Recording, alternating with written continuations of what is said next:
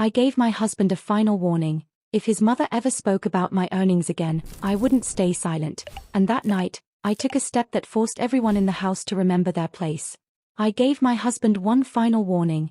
If his mother ever spoke again about my earnings, I would not stay silent. What I did that night forced the entire household to remember their place. If it bothers you so much, then quit your job and take care of the house, my mother-in-law, Margaret, said as she set a plate on the table. How much money does a woman really need? I froze. I had just come home after a 12-hour hospital shift.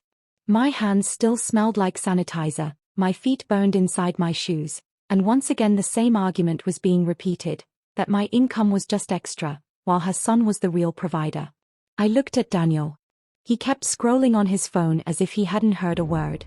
I've told you before, Margaret, I said slowly but clearly, this house runs on my income. Stop making jokes about it. She laughed. My son runs this house. You just help. Something inside me didn't break, it straightened.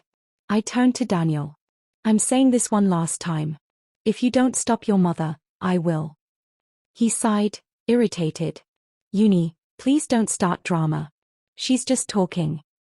That night, for the first time, I realized I wasn't a wife in that house anymore. I was an ATM. We lived in a small Ohio town, in a modest home with 2 cars still under loan payments, credit card bills stacking up, my student loan deductions coming out each month, and Daniel still talking about restarting the construction business he'd lost 2 years earlier. Reality was simple. I was the only one earning, yet I held the lowest status in my own home. Upstairs, I kicked off my shoes and opened my banking app. Another shock waited. Daniel had again transferred money from our joint account to cover his mother's expenses, without telling me. My chest tightened. It wasn't the first time. I lay in bed staring at the ceiling, memories of childhood creeping back, my mother working 2 jobs, crying every month over rent. I had promised myself I would never depend on anyone's mercy. Yet here I was, living the same story in a nicer house. Around 11 that night, I walked downstairs. Margaret and Daniel were watching television. I spoke calmly. You'll need to find another place to stay by tomorrow morning, Margaret. They both looked at me as if I'd made a joke. What? Daniel asked. I separated the accounts. Since I pay the mortgage, I make decisions now. This house is not a guest house. Margaret's face turned red. You're throwing me out. I offered respect. Every day you chose to belittle me instead. I'm done. Daniel jumped up. Are you crazy? She's my mother. And I'm your wife, I replied. But you never stood with me. Silence filled the room except for the TV murmuring in the background. That night I took another step. I emailed a lawyer asking about separation options and scheduled apartment viewings for the following week. I was terrified, but strangely calm too. For the first time in years, I felt like I was choosing myself. The next morning chaos erupted. Margaret cried loudly, telling relatives I was heartless. Daniel slammed doors and accused me of destroying the family. But for once, I didn't stay quiet. I laid out facts, bills, debts, payments, all in my name. 2 days later, Margaret moved to her sister's place. Daniel assumed I was bluffing until he discovered the joint account was closed and he would now need to support his mother himself. For the first time, his anger shifted to panic. Can we talk? He asked one evening, his tone softer.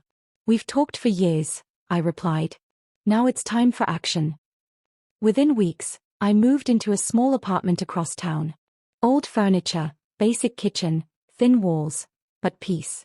On my first night, I opened the window and let cool city air drift in, realizing I finally owned my life. My revenge wasn't loud. I didn't scream or humiliate anyone.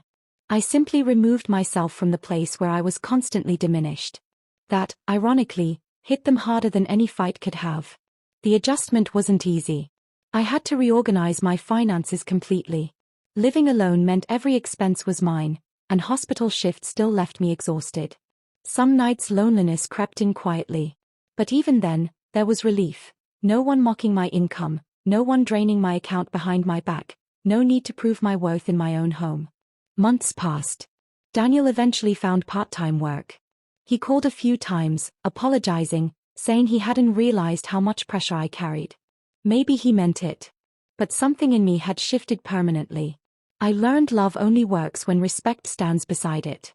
Without respect, love becomes obligation, and obligation becomes resentment. One afternoon at the hospital, an elderly patient held my hand after treatment and said, "You're very strong, dear." I almost laughed. If she'd seen me months earlier, crying quietly in my car before going inside my own house, she wouldn't have called me strong. Strength didn't come from never breaking, it came from finally deciding not to stay broken. Life still wasn't perfect. Bills still arrived. Work was still exhausting. Sometimes silence in my apartment felt heavier than arguments ever had. But it was my silence now. My choices. My peace. Friends later asked what finally pushed me to act. It wasn't just Margaret's words or Daniel's indifference. It was the realization that every day I stayed, I was teaching people how little they could value me, and they were learning quickly. The night I gave my final warning, I thought I was forcing others to change.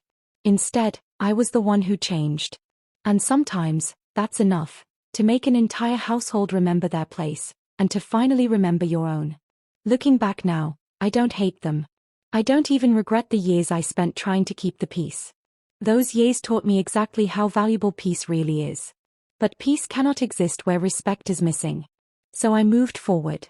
And that turned out to be the strongest thing I ever did. If this story resonated with you, please take a moment to like the video and subscribe for more real-life stories about strength, boundaries, and fresh starts. Your support helps this channel grow and share more voices that matter. Thank you sincerely for watching, and for being part of this community.